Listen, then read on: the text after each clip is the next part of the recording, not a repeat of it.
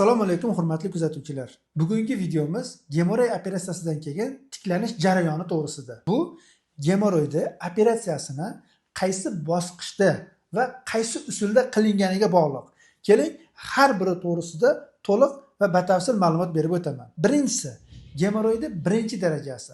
Ko'pincha bemorlar bu darajada shifokorga murojaat qilmaydi. Aksariyat bemorlarimiz ikkinchi darajada murojaat qiladi. Demak, birinchi va ikkinchi darajada operatsiya jarayoni pashti bir xil bo'ladi. Ya'ni birinchi va ikkinchi darajali tushish asorati bilan operatsiya qilinadigan bo'lsa, operatsiya turlari elektrokoagulyator yordamida qilish mumkin, lazer yordamida qilish mumkin va operatsiya longa deyiladi. Bu sirkulyar tikish apparati yordamida qilish mumkin. Demak, elektrokoagulyatorda qilinsa nima bo'ladi? Bularda elektrokoagulyatorda qilinsa, birinchidan ichkari dezarterizatsiya qilinadi, ya'ni arteriyasi bog'lanadi va gemoroid tuguni ichkaridagilar koagulyatsiya bilan kuydirib qo'yadi. Shuni hisobiga ajok bo'ladi. Ajokdan keyin bemorda 10-15 kun davomida hojatdan keyingi achish bo'ladi. Tashqarida hech qanaqangi jarohat bo'lmaydi. Svech ablipexani где-то 15-20 kun qo'yadi, bo'ldi. Bemorda yengil o'tadi bu jarayon. Jarohat 10 kun, uzog'i 15 kunda to'liq bitib ketadi. Ichkari tarafidagi ham, tashqarisidagi bitishiga, tashqarida umuman jarohat bo'lmaydi. Ish qobiliyatini tiklashi bo'lsa, uzog'i bilan 2 hafta davom etishi mumkindir. Ya'ni bemor birinchi, ikkinchi darajali tushish asorat gemoroidi elektrokoagulyator hamda dezarterizatsiya amaliyotini o'tkazsa, 15 kunda ishga chiqib ketadi. Endi ikkinchi usul, lazer usuli. Lazer usulida gemoroid tuguni shilliq qavatni ostidan kirib, polniy tugunlar kuydiriladi. Bunda bemor operatsiyadan keyin ertasi kuniyoq uyga ketadi. Shifoxonada yotmasligi ham mumkin. Bir xil bemorlar ertalab kelib, obeddan keyin operatsiya bo'lib, kechki payt uyga ketadi. Ba'zi birlari bir kun nablizatsiyada qolib, ertasi kuni uyga ketadi. Bularda ham tiklanish jarayoni juda ham yengil bo'ladi. Bunda ajok bo'lmaydi. O'shaning uchun bemor bir haftada bemalol ishga chiqib ketadi. Jarrohlik amaliyotidan keyingi sohaga faqatgina svech ablipexani bir hafta 10 kun qo'yadi, xolos, bo'ldi. Statistik ma'lumotlarimizga qaraganda, bizni kuzatuvchilarning 90% bizga podpiska bo'lmasdan kuzatib borar ekan. Siz albatta bizga obuna bo'ling.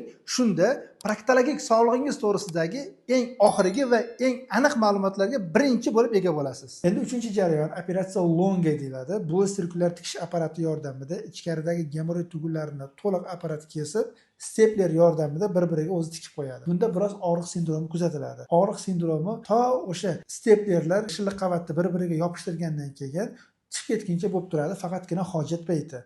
Bu balkim 20 kun, balkim 1 oy davom etishi mumkindir. Lekin jismoniy ish qobiliyatini 1 oydan keyin bemalol davom ettirishi mumkin. Endi eng ko'p uchraydigan darajamiz bor. 3 va 4 darajali tushish asoratida asosan bemorlar jarrohlik amaliyotini ligashurda o'tkazadi yoki garmonikda o'tkazadi.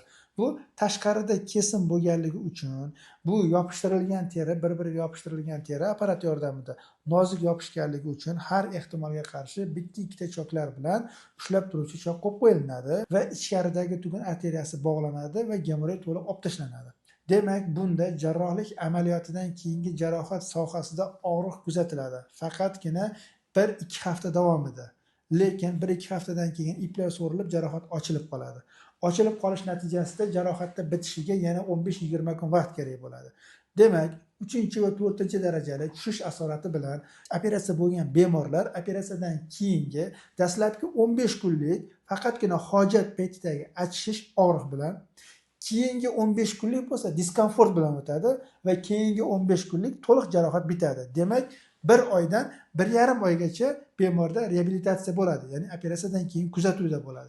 Jismoniy ish qobiliyatini bo'lsa, jarohat bitgandan keyin 1-1,5 oydan keyin to'liq davom ettirishi mumkin. Bundan tashqari gemoroidda qonash asorati va tromboz asoratlari bo'ladi. Qonash asorati ichki gemoroid tugunini hisobiga bo'lsa, arteriya bog'lanadi, dezarterizatsiya qilinadi. Bunday bemor 1 hafta 10 kundan keyin bemalol ishga chiqib ketadi. Lekin 1-1,5 oy davomida ichkaridagi jarohatga levomikol mazini yuborib turishi mumkin. Mishneviska mazini yuborib turishi mumkin yoki svech ablipexani qo'yib tursa bo'ladi. Tromboz asorati ko'pincha tashqarida kuzatilganligi uchun unda ham kesim yuzaga keladi. Ya'ni ligashur bilan kesib olib tashlanadi, o'rni tikiladi. Bu xuddi 3-4 darajali tushish asoratida o'tkazilgan ligashur operatsiyasiga o'xshab, reabilitatsiyasi 1-1,5 oyga cho'zilishi mumkin. Endi gemoroid operatsiyasidan keyin tiklanish jarayonini qanaqa o'tganlik to'g'risidagi fikr hamda mulohazalarni shu jarayonni boshdan o'tkazgan bemorni o'zidan eshitishingiz mumkin. Gemoroy menda oldindan bor edi. Shu ozroq nagruzka og'ir ko'tarish natijasida chiqib qolib, keyin orqaga qaytmadi. Operatsiya jarayoniga keladigan bo'lsak, hech qanaqa og'riqlarsiz o'tdi. Suhbat ham o'tkazdik. Misol, belimdan pasti sezganim yo'q. Shu operatsiyadan keyin shu ichkigincha biroz og'riq bo'ldi. Hozir mana ko'rib turganingizdek, o'tirib turish hammasi joyida. Statistik ma'lumotlarimizga qaraganda, bizni kuzatuvchilarning 90% bizga podpiska bo'lmasdan kuzatib borar ekan. Siz albatta bizga obuna bo'ling. Shunda proktologik sog'lig'ingiz to'g'risidagi eng oxirgi va eng aniq ma'lumotlarga birinchi bo'lib ega bo'lasiz.